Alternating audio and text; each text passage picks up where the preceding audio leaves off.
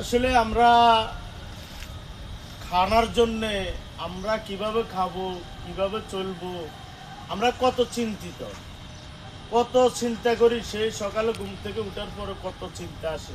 আসলে খাওয়ানোর মালিক তো আল্লাহ, করানোর মালিক আল্লাহ।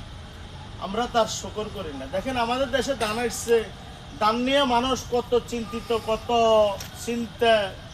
2 দিন বৃষ্টি হয়েছে, কিভাবে লইব, কিভাবে কি করব। ধানটা দিছেন কে? আল্লাহ দিছেন। আবার যদি নিয়েও যে আল্লাহ দিব।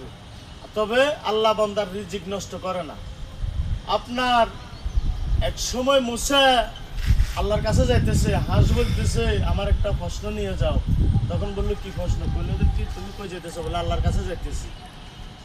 তো হাঁস বললো যেন আল্লাহরে জিগাইবা যেন বৃষ্টি কবে হবে। আমরা তো গা গোসল দিতে পারি না, চড়তে পারতেছি না, তো এই সংবাদটা দিবে। তো মুসা যায় আল্লাহকে বললো, হে আল্লাহ, আমি আসার সময় হাঁস বলতেছিল যে আপনি কবে বৃষ্টি দিবেন।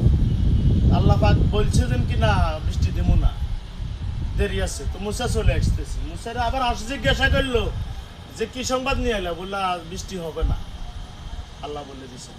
তখন হাঁস তার শুকর আদায় করছে, আলহামদুলিল্লাহ। আলহামদুলিল্লাহ কইতে দেরি আর বৃষ্টি হইতে দেরি। তো মনে করেন আমরা আল্লাহর শুকর যদি আদায় করি তাহলে অবশ্যই আল্লাহ পাক রব্বুল আলামিন মনে করেন আমাদের কিছুতে অভাব রাখবে না। সবাই চেষ্টা করবো আলহামদুলিল্লাহ, সম্পূর্ণ কাজে আলহামদুলিল্লাহ বলবো। আসসালামু আলাইকুম।